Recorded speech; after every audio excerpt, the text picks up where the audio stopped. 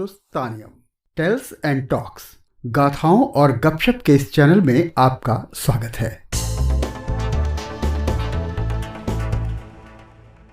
इस सीरीज में आप सुनते हैं अपने देश के कुछ अनसुने, कम सुने, अचरज भरे, अनूठे किस्से। इमरती सुंदर और स्वादिष्ट, मधुर, मीठी कलाकारी का मणिकांचन संयोग है। कला, सौंदर्य, आस्वाद, माधुर्य के मिश्रण वाला मोहक मिष्ठान है इमरती। मिठाई की दुकानों पर पिस्ते की छींट और चांदी का वर्क लगाकर जिस सजावट और अदा के साथ ही पेश होती है, इसके मुकाबले की दूसरी मिठाइयां मात पड़ जाती हैं। आंखों से निहार कर मुंह में मिठास महसूस करा देने वाली इस मिठाई का असली नाम है अमृति। ये अमृत का अपभ्रंश है। अब अमृत से सुस्वाद, सार्थक रस और क्या हो सकता है। चाशनी में पगी हुई रससिक्त वर्तुल वेणी समूह को जिस प्रकार पुष्पाकार दिया जाता है, वह नजाकत देखते ही बनती है।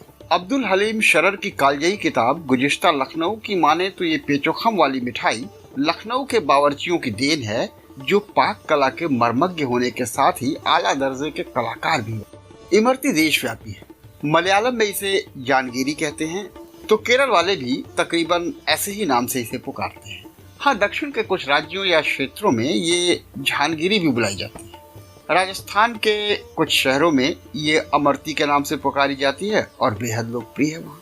पश्चिम बंगाल, जो अपने सौंदेश और रसोगुल्ले, कांचागुल्ला के लिए मशहूर है, वहाँ भी इमरती ओमृति के नाम से जानी जाती है और बंगाली भद्रलोक के खूब जीभ चढ़ी है।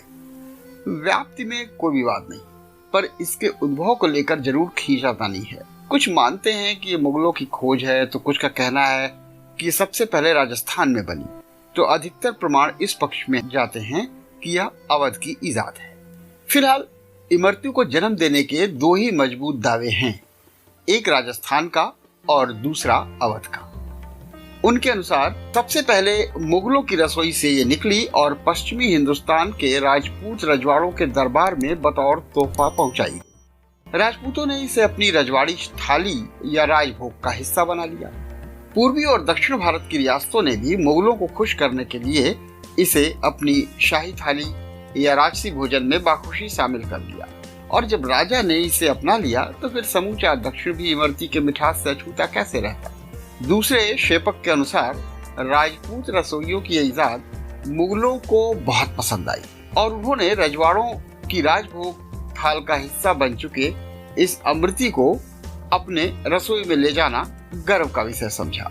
थोड़ी और नफासत के साथ इसे इमरती के नाम से पेश किया, क्योंकि अमृति का उच्चारण उनके लिए मुश्किल था। राज मुगलों का था, सो उनके नाम पर इमरती को बड़ा बाजार और मकबूलियत भी मिली। राजस्थान के अलावा इमरती पर दूसरा दावा अवध का है। ये दावा राजस्थान से किंचित मजबूत है।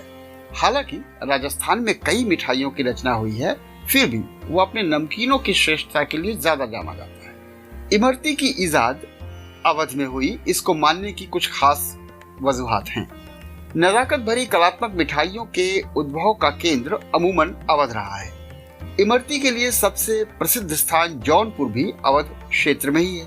हालांकि अवधी खान पान में बहुत से व्यंजन ईरान और अरब मुल्क से आए और उनका विधिवत भारतीयकरण हुआ, लेकिन जहां तक इमरती का सवाल है, कम से कम इसके बारे में इस तरह का कोई ठोस विवरण नहीं मिलता। अवध, खासतौर पर लखनऊ के कलाप्रिय बावर्चियों ने खान पान के अपने क्षेत्र में अद्भुत प्रयोग किए।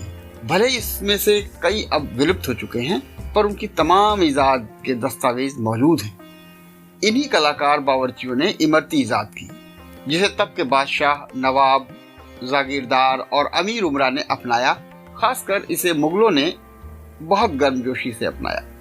मुगलिया कला, संस्कृत, खान पान और तहजीब के लिए राजस्थान से कहीं ज्यादा अवध प्रभावित और प्रसिद्ध था।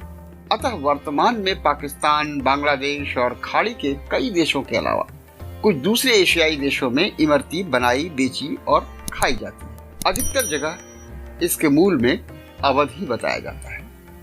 इतिहासकार बताते हैं कि मुगलों का राज दूर दूर तक था और उनके व्यापारी पूरे एशिया में अपने कारोबार के लिए आवागमन करते रहते थे, और उनकी ही वजह से ये मिठाई भारत के तमाम देशों में पहुंची। विभाजन के बाद अवध के ढेरों लोग पाकिस्तान गए, कुछ बांग्लादेश भी पहुंचे, सो इमरती वहां भी गई। लखनऊ में कुछ साल पहले तक कई दुकानें थी और कुछ एक तो आज भी है।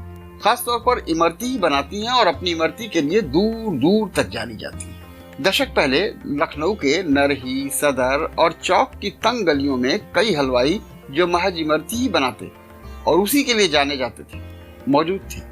भले ही उनकी दुकान छोटी थी पर वे मशहूर बड़े थे। कुछ दुकानें तो चौथी पीढ़ी के हाथों में हैं और उनके यहाँ इमरती बनाने का पुराना इतिहास है। इतिहासकारों ने अपने ब्यौरों में कई बार उल्लेख किया है कि अवध में हिंदू राजाओं के बीच मिठाइयों का चलन बहुत आम रहा है। मिष्टदंती कहे जाने वाले इन राजाओं के रसोइयों में हमेशा कुछ नया बनाने की होड़ सी लगी रहती थी। बाहर से आए व्यंजनों के साथ भी वे गजब का प्रयोग करते थे।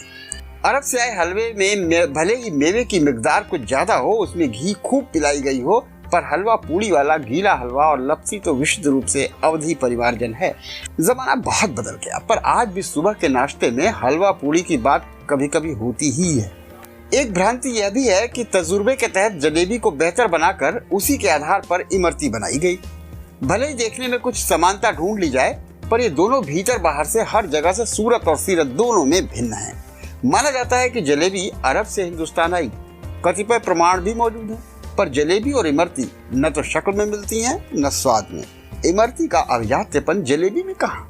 इमरती की पेचीदगी भरी कलात्मकता और इसका बनाव बेहद उच्च स्तरीय है। अच्छी जलेबी हल्की गुलाबी और भूरी होने की हद तक कुरकुरी और थोड़ी पतली होती है, इमरती की तरह नरम नहीं। मैदे से बनने वाली जलेबी के विपरीत इमरती के लिए उड़द की दाल को महीन पीसकर उसे खूब गूंथा जाता है। दाल से बनी होने के कारण इमरती चाशनी को विधिवत और पूरी तरह से सोख लेती है। जलेबी का एक प्रकार चौटहिया जलेबी भी है, यानी शीरा टपकाता हुआ, पर इमरती की सांस्कृतिक अनुशासन तथा सुसभ्यता इसकी इजाजत नहीं देती। ये देखने में जलेबी की तुलना में बाहर से चिपचिपी नजर नहीं आती। जलेबी के शौकीन हैं आप तो इसे कमतर कह लीजिए, लेकिन ये दरअसल जलेबी के मुकाबले खूब तर है। एक टुकड़ा खाते ही पता चल जाता है कि इमरती के भीतर मिठास किस तरह रची बसी है। जलेबी ठेलों पर भी मिल जाएगी, लेकिन इमरती बड़े ठसके के साथ मिठाइयों की अच्छी दुकानों पर ही सजी मिलेगी। जलेबी को बहुधा लोग दही के साथ खाते हैं, पर हल्के गर्म दूध का प्रयोग भी करते हैं। कानपुर में सब्जी के साथ भी जलेबी खाते देखा जा सकता है, पर इमरती किसी के साथ भी जोड़े बना ले ऐसा नहीं है।